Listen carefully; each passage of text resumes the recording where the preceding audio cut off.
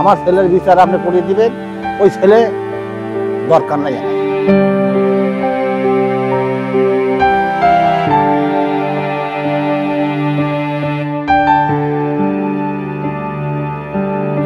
আমার মতো মা যেতে তোমার থাকে তাহলে তুমি বুঝতে চাও যে কি। স্ত্রী রবিজা খাতুনকে নিয়ে 1.5 বছর ধরে বাড়ি ছাড়া নাসির শেখ। কখনো মেয়ের বাড়ি আবার কখনো অন্যের বাড়িতে আশ্রয় থাকতে হচ্ছে এ বৃদ্ধা দম্পতির। জমি জমা ঘরবাড়ি সব থাকলেও এখন যেন কিছুই নেই তাদের। এমন ঘটনা ঘটেছে পাবনা সদর উপজেলার ভাড়ারা ইউনিয়নের নলদহ নতুন পাড়া গ্রামে।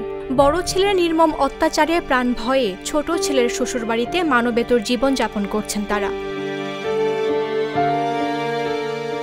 ভাগ্য পরিবর্তনের আশায় কয়েক বছর আগে 3 বিঘা জমি বিক্রি করে শিমুলকে বিদেশ পাঠান বাবা নাসির। কিন্তু বাবার আশার গুড়ে বালু ঢেলে টাকা নষ্ট করে দেশে ফিরে মাদক ও জুয়ার অন্ধকার জগতে জড়িয়ে পড়েন তিনি।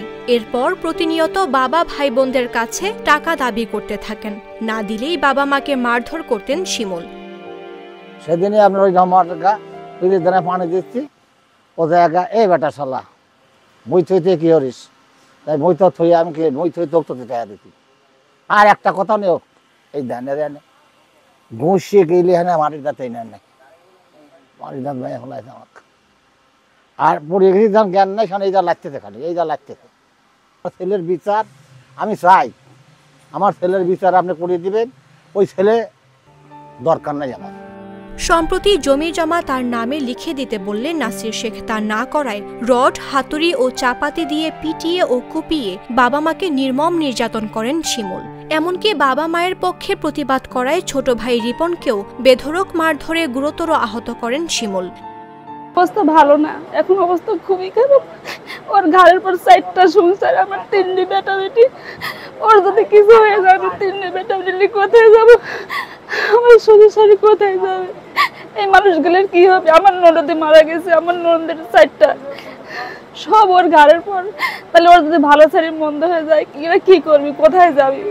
এ ঘটনার পর ছেলের বিচার চেয়ে পাবনা সদর থানায় লিখিত অভিযোগ দিয়েছেন এই বৃদ্ধ দম্পতি। তবে তাতেও প্রতিকার মিলছে না বলে দাবি তাদের। মাঠের মধ্যে পৌষ মাসের দিন মাঠের মধ্যে লাইতে গুড়ি মাইরে আমি কিন্তু লক্ষ্য খাওয়া হয়েছি, আমি দৌড়ে মারি পারতেছি না, দুজন এক কিনেছিলাম। এত মারা মারলে ওরে আল্লাহরে ওরে মারে, তোর আমাকে বাঁচারে, অন্য লোক আসে বাঁচাইলে যাই হোক ঠেহাট হয়ে দিয়ে ভাই তার কেউ নেই সাল বাইরে, তো এই সামনে অন্য লোক আসে ঠেয়াইলে আমার যে নারী মেয়েটা ওরে সিকির পাতেছে, ঘোরাঘুরি পাতেছে, ও মায়ের থুই চলে গেল, যাকে না নিয়ে এসে হাসপাতালে নিলাম। হাসপাতালে লিসায় তাকে চিকিৎসা করে বাড়িতে আসলাম, কিন্তু কোনো কেস কাছারি করলাম না। কয় প্রধানের কাছে করলাম, কয় যে বারবার তো হচ্ছে আপনার ছেলে মারা, আমরা কি করবো, আমরা বিরক্ত ভোগ। অভিযোগের ভিত্তিতে আরিফ নামের এক অভিযুক্তকে গ্রেফতার করা হয়েছে বলে জানান পাবনা সদর থানার ভারপ্রাপ্ত কর্মকর্তা আব্দুস সালাম।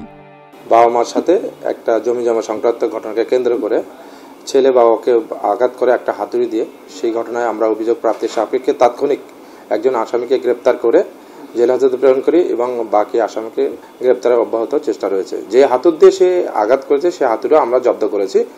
আমরা এটা নিয়ে আমরা কাজ করছি এবং আমার তদন্তকারী অফিসার বাকি আসামিকে ধরার জন্য অভিযান অব্যাহত আছে। গ্রেফতারের চেষ্টা অব্যাহত রয়েছে উল্লেখ করে এই পুলিশ কর্মকর্তা বলেন, দ্রুত তাদের আটক করতে হবে। মামদুহা রাইসা, জাগো নিউজ।